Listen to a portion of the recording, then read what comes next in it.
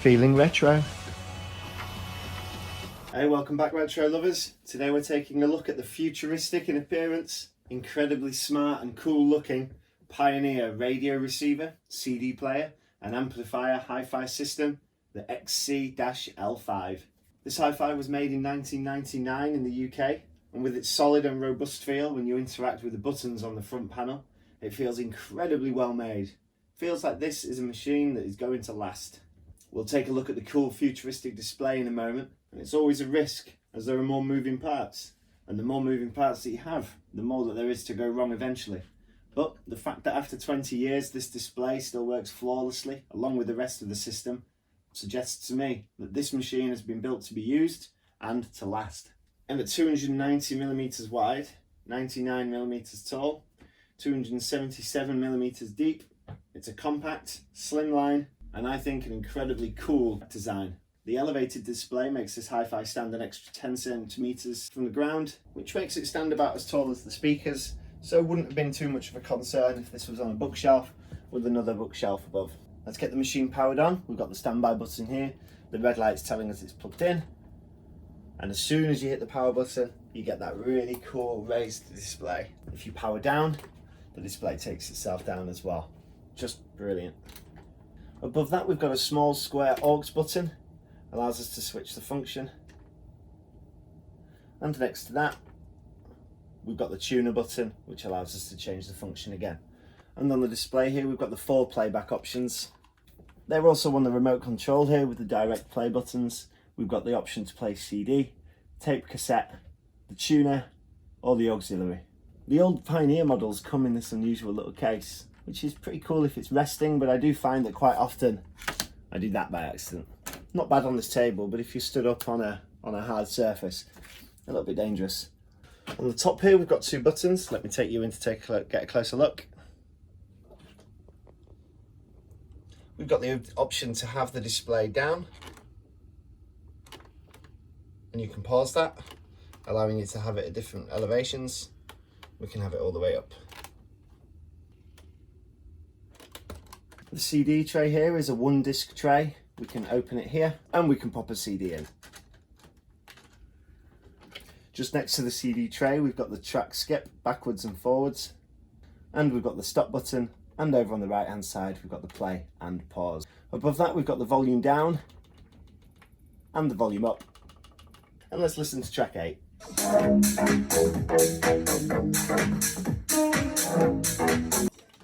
And volume down. Now this top separate is the CD player, but it's also the stereo tuner. So from using this control button here, we can change and listen to the radio.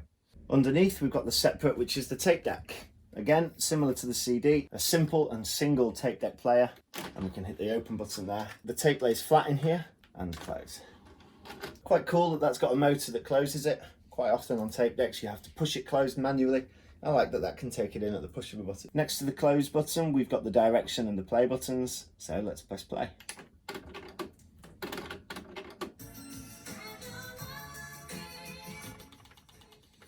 So this button allows you to choose which side of the cassette you're listening to, and I think right now we're listening to side B. Now whilst these 2 volume buttons look cool and they're pretty simple in their design, I do actually miss having a dial. It's a little bit fiddly and it takes a little bit longer just to change the volume, especially if you don't apply enough pressure and you miss a press. I suppose you have to sacrifice that for this slim design. It doesn't quite lend itself right to having a big chunky dial on there. Just next to the tape tray we've got the search buttons to search backwards and forwards, and you can hear it rewinding now. And then once you've found the place, press play again and we should be on a different track.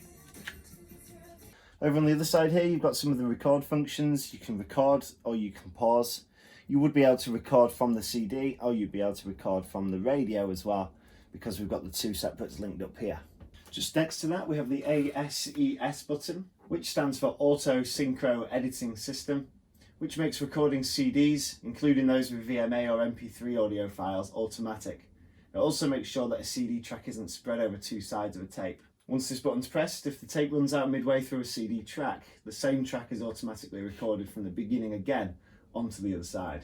And if you're making recordings from the radio, from CDs, or from the auxiliary component, Pioneer say it's convenient to use the ASES mode, as it means there's no need to set the recording levels, as the tape deck will set the level automatically, meaning that the volume changes have no effect on the recording, and you can even have the volume turned all the way down. A handy mode, and something that sets this apart from a lot of the other models that we've looked at here on Feeling Retro. And that's it for the simple display on the front. Let's take a look around the back. Now this is a particularly heavy model. To say this is two separates with one CD and only one tape deck, it's definitely got a lot of weight behind it, making simple things like turning it around actually quite a tricky job. If that was placed on a bookshelf, that would have been quite difficult to do. Okay, just like the front panel, the back panel is pretty simple too. We've got the AC input here. We've got the one connector running directly from the tape deck into the stereo and CD receiver. I'll unplug that just now so that you can see it a bit more clearly. When setting this system up, I did find it a little bit fiddly. This connector, once plugged in, does pretty much cover those speaker inputs there, making it very difficult for me to input. I suppose all I had to do was unplug that. But something that I haven't come across when setting up other stereos, and that made it a little bit tricky. At the top here we've got a digital out. We've also got the ports here for the main speakers. Over here we've got some auxiliary in ports, and we've got the AM antenna and the FM antenna ports too. Today we've got the original speakers plugged in. These are Pioneer's S-L5V-K. 40 watts and 8 OHMS. These were made in France, whereas the main units were made in England. And for such small speakers, these really kick out a good punch. I've been impressed. They struggle a bit with the deep bass, but they do kick out a decent high sound, and there's not much distortion. Thanks for joining us today, taking a look at the very simple but modern and well-made Pioneer HiFi. Let us know in the comments section if you've used another stereo system that's got some cool features that we might not have seen yet here at Feeling Retro. Thanks for joining us today. Remember to check out our other videos, and I hope this Pioneer Classic has helped you to feel retro.